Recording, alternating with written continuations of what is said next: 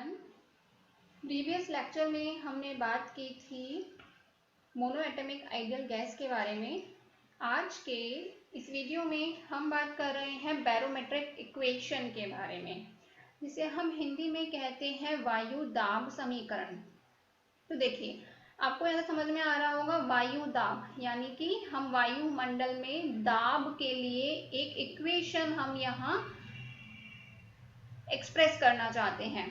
So there will be a equation representing the pressure in the atmosphere. So देखिए, वायु दाब समीकरण या बैरोमेट्रिक इक्वेशन क्या होती है? An equation which explains the change in pressure with respect to height in atmosphere of Earth.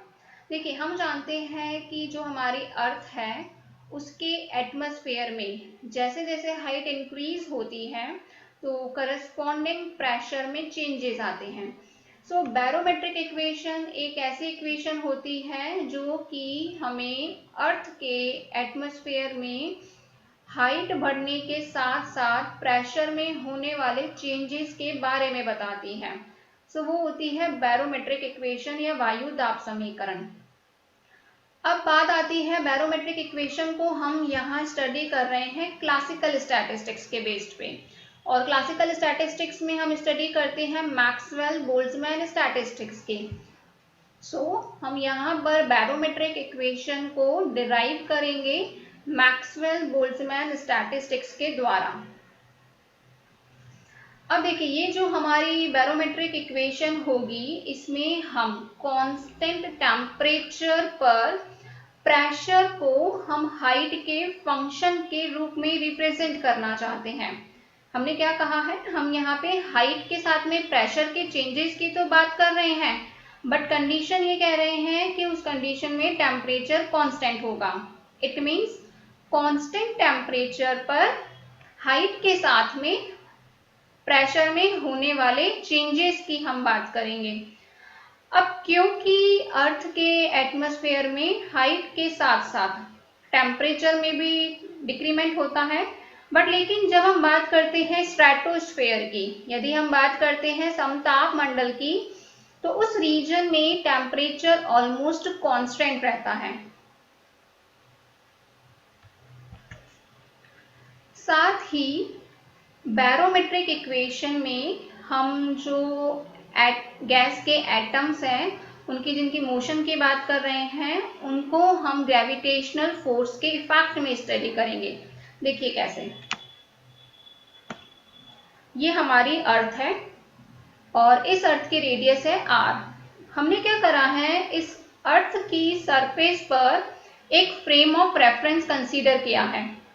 आप यहाँ देख सकते हैं, मैंने एक फ्रेम ऑफ रेफरेंस बनाया है इस अर्थ की सरफेस पे, जिसकी जेड एक्सिस, ये जो जेड एक्सिस है यह है वर्टिकल अपवर्ड है, यानी कि अर्थ की सरफेस पर ऊपर की ओर ऊर्ध्वाधर दिशा में हमने जेड एक्सिस लिया है। So z axis is in the vertical upward direction with respect to the earth, and this is the y and this will be the x direction. अब हमने क्या करा है, इस फ्रेम ऑफ रेफरेंस में एक हमने एयर कॉलम कंसीडर किया है। हम यहाँ पे एक सिलेंड्रिकल एयर कॉलम को इमेजिन कर रहे हैं जिसका cross sectional area capital A है। ठीक है, अब हम यहाँ ये कह सकते हैं कि हम यहाँ पे जो क्रॉस सेक्शनल एरिया ए वाले सिलेंड्रिकल एयर कॉलम को कंसीडर कर रहे हैं, इमेजिन कर रहे हैं, उसकी हाइट जेड है। इट मीन्स यहाँ पर हमने अर्थ की सरफेस पर एक z हाइट का एक सिलेंड्रिकल एयर कॉलम कंसीडर किया है जिसका क्रॉस सेक्शनल एरिया a है। अब यदि हमें इस क्रॉस सेक्शनल एरिया a के एयर कॉलम में जो पार्टिकल्स हैं उनकी टोटल एनर्जी बतानी होगी, तो हम उसको रिप्रेजेंट कर रहे हैं EI से। अब क्योंकि हम टोटल एनर्जी की बात कर रहे हैं, तो एटम्स की टोटल एनर्जी को हम रिप्रेजेंट करेंगे kinetic energy plus potential energy से। अब क्योंकि अभी हमने यह कहा है कि हम एटम्स की मोशन को हम एक्सटर्नल फील्ड, जो कि हमारा ग्रेविटेशनल फील्ड है, उसके अंडर हम कंसीडर कर रहे हैं, सो यहाँ पे उसके कारण उनको एक पोटेंशियल एनर्जी मिलेगी and this is the kinetic energy.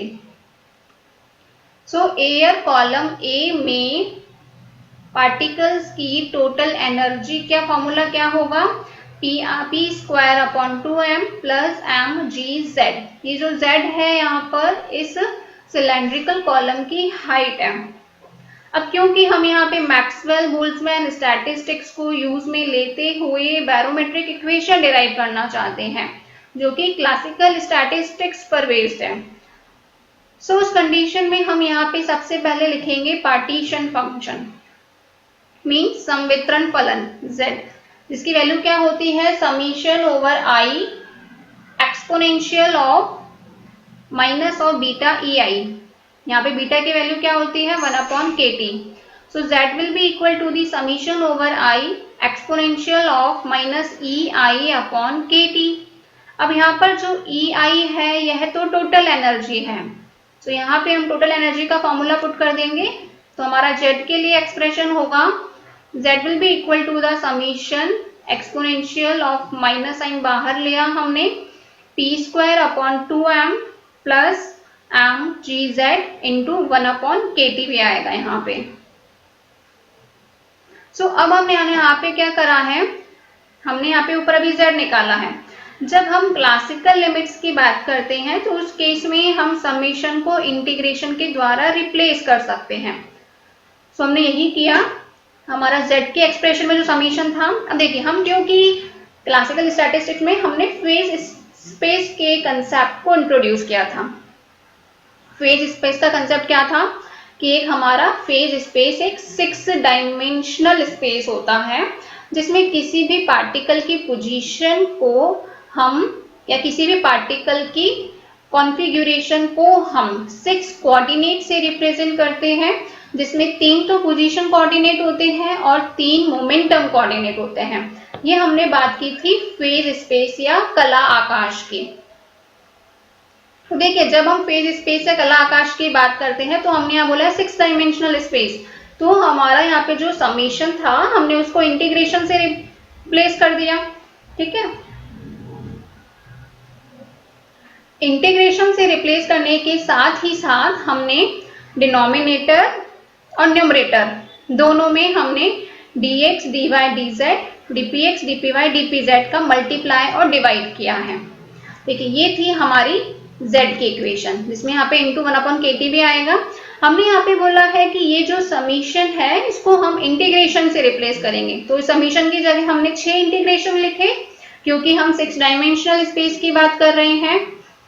अब जब हम 6 डायमेंशनल स्पेस की बात कर रहे हैं तो हमने dx dy dz dpx dpy dz का ऊपर मल्टीप्लाई किया और डिनोमिनेटर में भी मल्टीप्लाई किया, बट जो डिनोमिनेटर में हमारा dx dy dz dpx dpy dpz होगा उसको हमने h लिखा है, यानी कि हमारा जो एक फेज सेल है उसके वॉल्यूम को हमने बताया था dx dy dz dpx dpy dpz, तो उसकी जगह पे हमने सीधे ही यहाँ पे h लिख दिया है।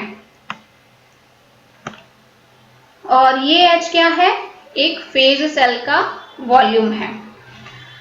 अब देखिए हमें यहाँ पे पार्टीशन फंक्शन निकालना है, संवितरण फलन हमें यहाँ कैलकुलेट करना है, सो z की वैल्यू क्या होगी 1/h।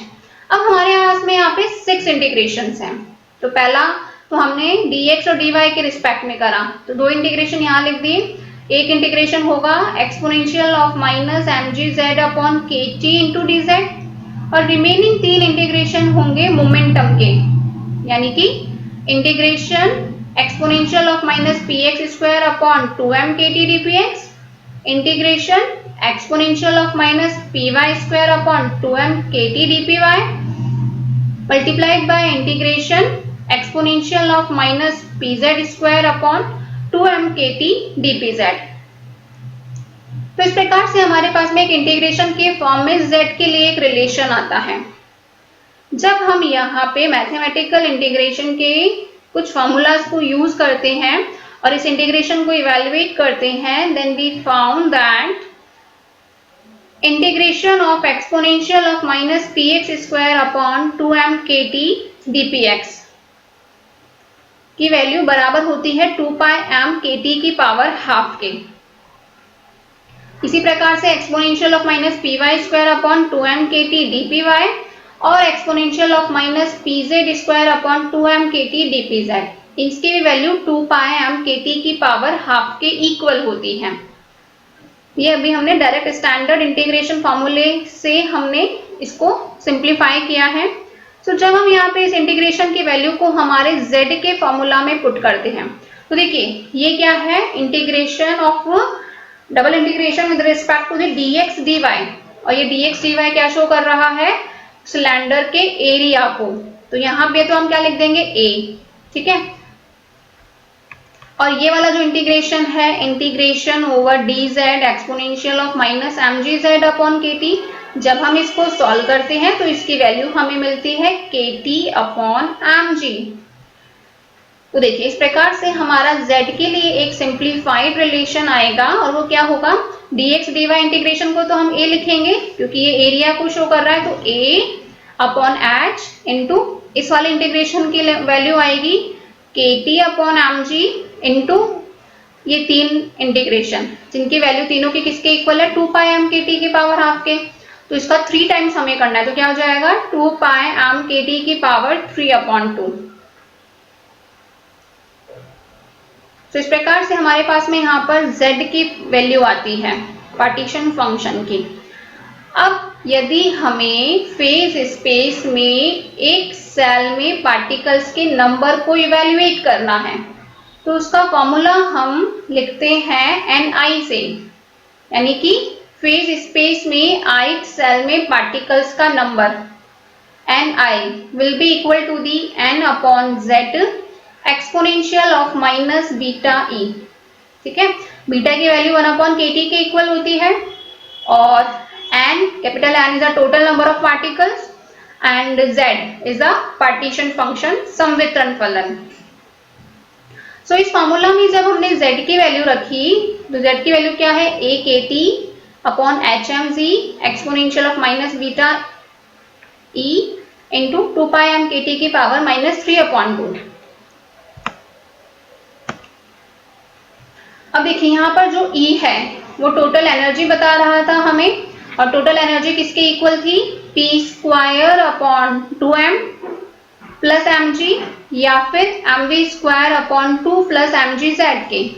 तो हमने यहाँ पे इस रिलेशन में E की जगह पे वैल्यू पुट की है, और ये ni क्या बता रहा है हमें, फेज स्पेस में एक फेज सेल में पार्टिकल्स के नंबर को डिनोट कर रहा है।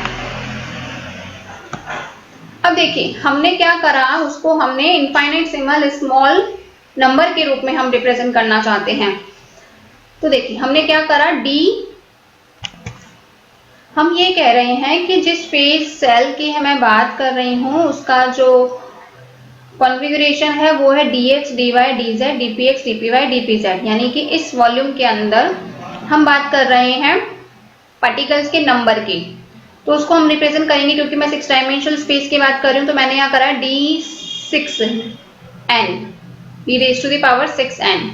फॉर्मूला सेम रहेगा n एम जी अपॉन ए के टी। अब यहाँ जो h है उसको मैंने बताया था, h क्या है हमारा, फेज सेल का वॉल्यूम, जो कि क्या था dx dy dz dpx dpy dpz। तो हमने यहाँ h की जगह पे उसकी वैल्यू पुट करी है, बाकी हमने सेम एज इट इज रहने दिया है n एम जी अपॉन ए के टी, ठीक है। 2 पाई एम के टी की power minus 3 upon 2 exponential of minus p square upon 2m k T exponential of minus M G Z upon के t into d x D Y D z d p x d p y d p Z.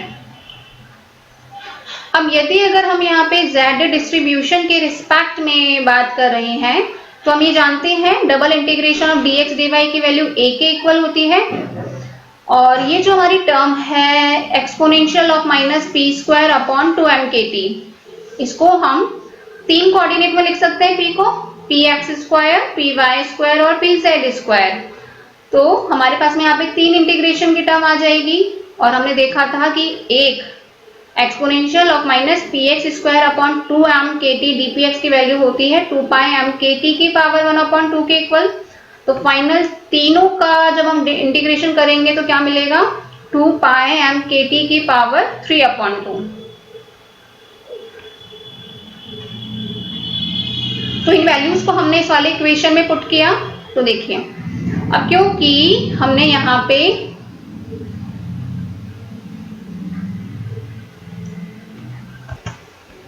इस equation में हम सबसे पहले px, py और pz के respect में integration कर रहे हैं, तो इंटीग्रेशन दोनों साइड में होगा। तो जब हम यहाँ इधर लेफ्ट साइड में इंटीग्रेशन करेंगे तो क्या बचेगा, 3 बार इंटीग्रेशन कर लेंगे तो क्या बचेगा, d क्यूब n।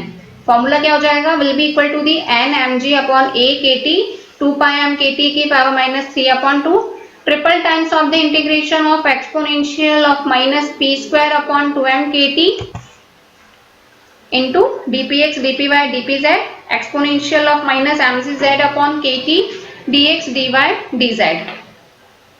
इसके बाद में अभी देखिए हमने इस इंटीग्रेशन की वैल्यू ऊपर अभी लिखा की है, तो इस वाले इंटीग्रेशन की वैल्यू हम यहाँ पे पुट करेंगे। तो देखिए कैसे आ जाएगी, d क्यूब n की वैल्यू n mg अपॉन a kt 2 pi m kt की power minus 3 upon 2 multiplied by 2 pi m kt की पावर 3 अपॉन 2, इस इंटीग्रेशन की वैल्यू हमने यहाँ पे रखी है, multiplied by exponential of minus mg z upon kt dx dy dz। अब सिंप्लीफाई करते हैं तो d क्यूब n की वैल्यू इक्वल आती है n mg अपॉन a kt exponential of minus mg z upon kt dx dy dz। अब again हमने यहाँ पे दोनों साइड 2 बार इंटीग्रेशन और कर दिया, तो लेफ्ट साइड में जब मैं 2 बार इंटीग्रेशन कर दूंगी तो डिफरेंशियल की 2 पावर कैंसिल हो जाएगी, बचेगा क्या, dn बराबर होगा n mg अपॉन a kt exponential of minus mg z upon kt। अब देखिए हम यहाँ पे जो इंटीग्रेशन कर रहे हैं वो x और y के रिस्पेक्ट में कर रहे हैं, तो dz को हमने बाहर लिया and double integration of dx dy जो कि एरिया रिप्रेजेंट कर रहा है। सिंप्लीफाई किया हमने तो dn की वैल्यू आती है n mg upon kt exponential of minus mg z upon kt, यहाँ से a से a कैंसिल हो गया तो हमें यहाँ पे dn मिला है। ठीक है, ये dn क्या बता रहा है, ये बता रहा है number of the molecules at height z। अब यदि मैं कह रही हूं कि z1 हाइट पर तो मॉलिक्यूल्स का नंबर n1 है और z2 हाइट पर मॉलिक्यूल्स का नंबर n2 है, तो अब हम यहाँ देखना चाहते हैं dn2 अपॉन dn1 की वैल्यू क्या होगी। अभी हमने ऊपर dn निकाला है, तो उस केस में dn2 और dn1 का रेशो हम वैल्यू पुट कर सकते हैं। dn का फॉर्मूला क्या है था, capital N mg upon kt exponential of minus mg। अब z की जगह z1 हो जाएगा क्योंकि हम z1 हाइट के बारे में यहाँ पे बात कर रहे हैं, so minus mg z1 upon kt into dz multiplied by dn1। dn1 की वैल्यू क्या होगी, capital N mg upon kt exponential of minus mg z2 upon kt into dz। Simplify करते हैं तो dn2 अपॉन dn1 की value मिलती है exponential of plus mg z2 minus z1 upon kt।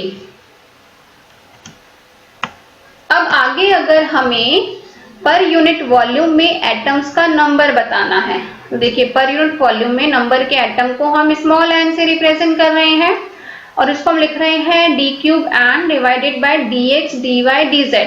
तो देखिए अभी हमने ऊपर d क्यूब n की वैल्यू निकाली है, ये हमारा फॉर्मूला था ना, देखो ये हमारा फॉर्मूला था।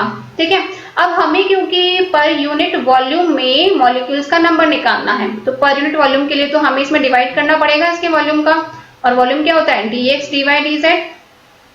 तो d क्यूब n में जब हम dx dy dz का डिवाइड करते हैं तो हमें स्मॉल n मिलता है और उसकी वैल्यू क्या आती है, कैपिटल N mg अपॉन a kt exponential of minus mg z upon kt। तो देखो यही हमने लिखा है, कैपिटल N mg अपॉन a kt exponential of minus mg z upon kt।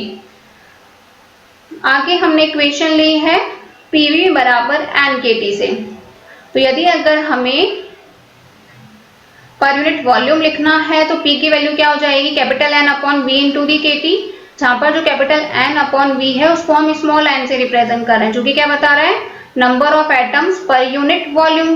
So capital P की वैल्यू हो जाएगी स्मॉल n kt। अब अभी हमने यहाँ पे n की वैल्यू इवैल्यूएट की है, सो यहाँ से n की वैल्यू क्या आई थी, D cube N divided by D x D Y D Z multiplied by K T. So यहाँ पे हमने वैल्यू पुट करी D cube N divided by D x D Y D Z की, तो हमें पी, और पी क्या है, प्रेशर। तो प्रेशर के लिए फॉर्मूला हमें मिलता है capital N M G upon ए के T exponential of minus M G Z upon के T multiplied by K T. Simplify करते हैं तो हमें एक रिलेशन मिलता है capital N M G upon A exponential of minus M G Z upon के टी।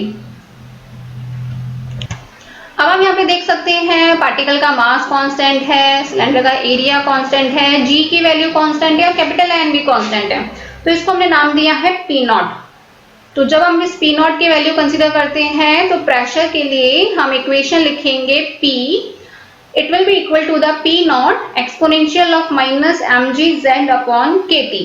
अब यहाँ पर जो आप पी नॉट टर्म देखिए, मैंने क्या कहा था, हमने कहा था कि हमने अर्थ की सरफेस पर एक फ्रेम ऑफ रेफरेंस कंसीडर किया था, हमने धरती की सतह पर एक निर्देश तंत्र की कल्पना की थी और जिसका जो जेड एक्सिस था वो अर्थ की सरफेस के वर्टिकली अपवर्ड डायरेक्शन में था, और हमने साथ ही अर्थ की सरफेस पर एक सिलेंड्रिकल एयर कॉलम, यहाँ पे आप देख सकते हैं ये एक ऐसा कॉलम कंसीडर किया था जिसमें हमने पार्टिकल्स को कंसीडर किया था। अब देखिए हम यहाँ ये कह रहे हैं Z1 बराबर Z पे कोई पर्टिकुलर हाइट है Z, उस पर प्रेशर की वैल्यू है P1, P के बराबर।